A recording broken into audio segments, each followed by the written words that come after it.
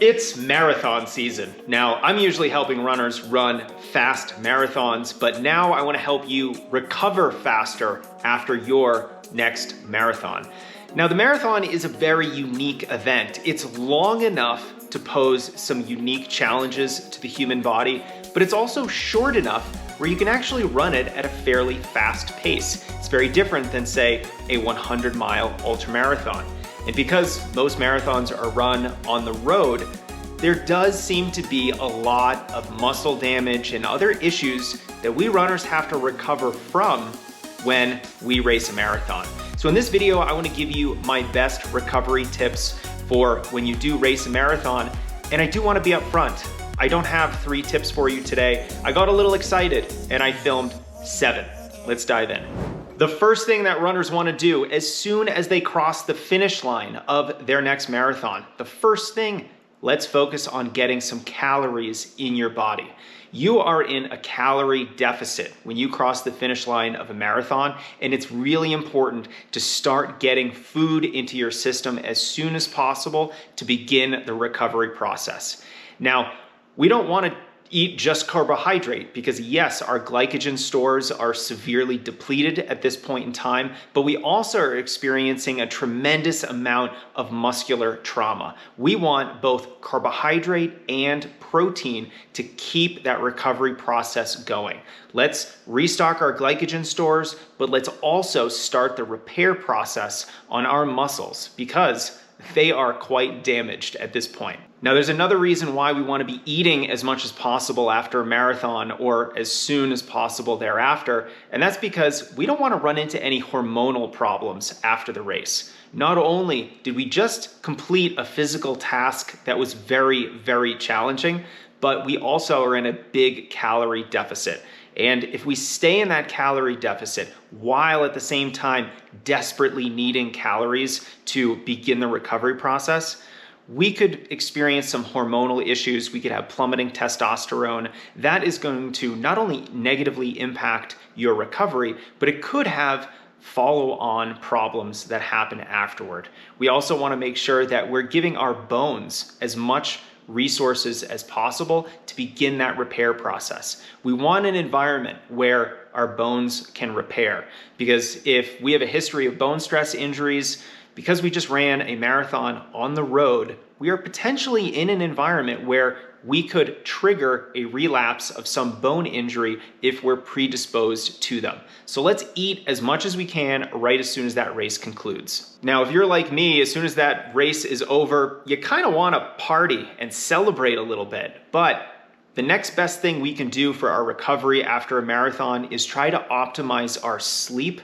for the next 2 to 3 nights at a bare minimum. Sleep is when the magic happens. This is when your body repairs itself. This is when your body really undergoes that true recovery process. So let's try to optimize our sleep and have the best sleep hygiene we possibly can so that you are recovering as quickly and as productively as possible. Our podcast sponsor is Lagoon Sleep. If you go to lagoonsleep.com/strengthrunning and you use code strengthrunning, you're gonna get a discount on a personalized pillow for you. They have a sleep quiz that you can take. I've been matched with the Fox pillow and I'm really liking it. They're adjustable, meaning you can change the amount of fill inside the pillow. I really think we need to be taking our sleep seriously. And if you're someone like me, I don't know, I tend to struggle with sleep the night after a marathon because your whole system is just out of whack. A very simple magnesium supplement could help you sleep more soundly. One of our other partners on the podcast is Impossible Sleep. They offer a 2-ingredient sleep mix for high performers. It just helps you calm down at the end of the night and really helps optimize for deep sleep. You can go to impossible.co/Jason, if that is right. Let's see. Yep, impossible.co/Jason. Use code Jason20. You'll get 20% off your first subscription order. Now, I partner with sleep companies because sleep is the #1 recovery tool you have at your disposal. Better than compression boots. I actually have my pair right here. Better than ice or heat or anything else that you can think of. So let's optimize #1, how many calories you're getting right after the race, and then #2, your sleep quality after the race. You know, I'm not that big into supplements, but I do love AG1 by Athletic Greens. I consider it my nutrition insurance, helping me cover all my bases so I know I'm not missing out on anything my body needs, especially when I'm training really hard. I try to eat really well, but of course, AG1 is that extra security that gives me peace of mind over my diet.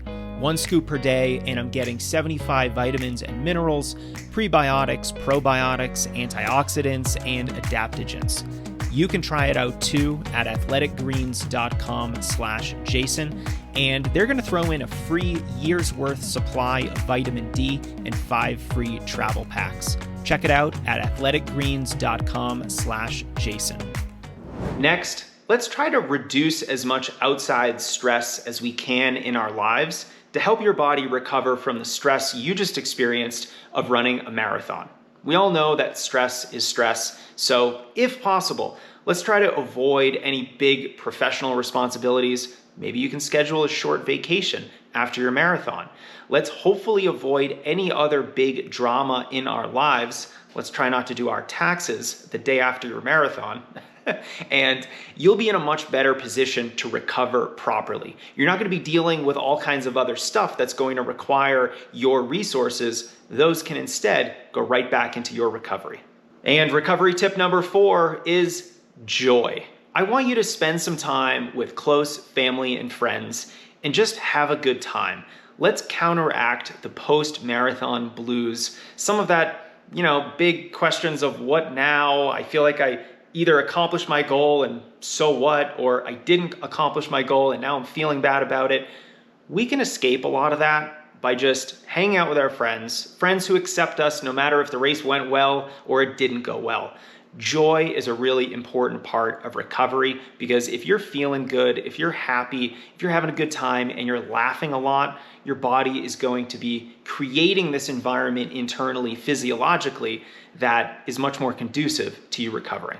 Recovery tip number 5, once you've taken a couple days off, I'm thinking about 3, 4, maybe 5 days off completely from any exercise, I'd love for you to start doing some low intensity exercise. This can be as simple as going for a 15 or 20 minute walk with a friend.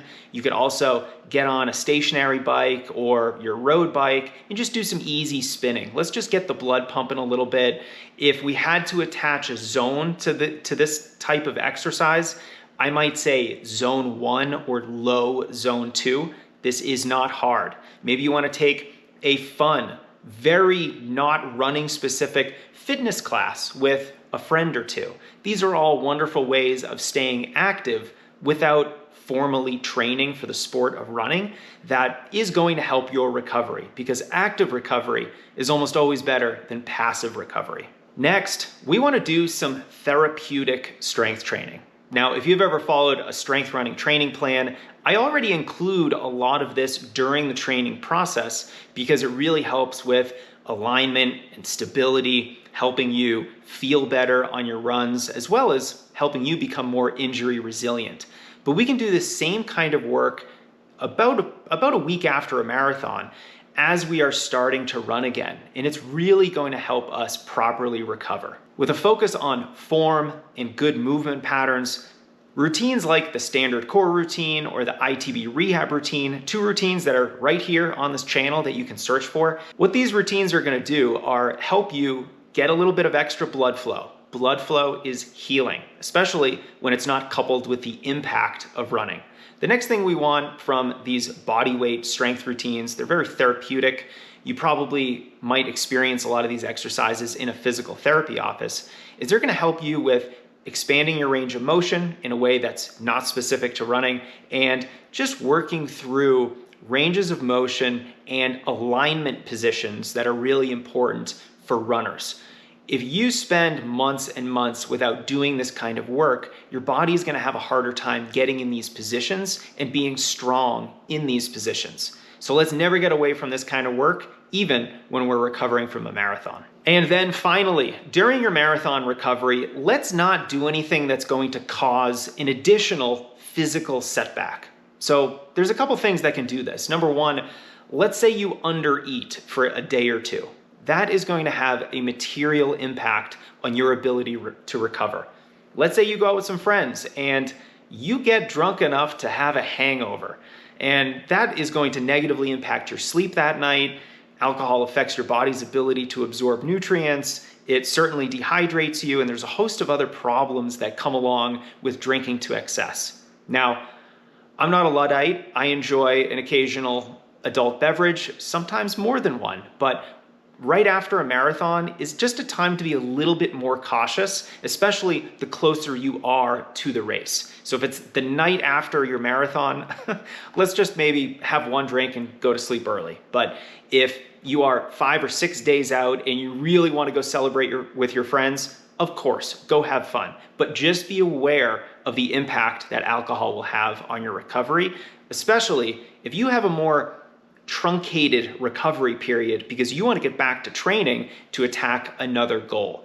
In that kind of a scenario, we just want to be a little bit more careful with anything that can really set you back. And of course, getting a really poor night of sleep, maybe 4 or 5 hours of broken sleep, like if you have a newborn, those are the nights of sleep that can really impact your ability to do almost anything the next day. Not only is your brain going to feel foggy, but your body is also going to feel foggy as well. You are not going to experience the same level of repair as you would if you got a more normal amount of sleep. So let's really focus on not doing anything to our body that could cause an additional setback. We want every advantage we can possibly get after a marathon to recover as quickly as we can. All right, my friends, I hope your fall marathon has gone really, really well. If it did, and even if it didn't, now the task becomes recovery. I hope these pieces of advice help you in that journey. And remember, this isn't rocket science. There's a lot of little things that can help, but let's first nail the fundamentals.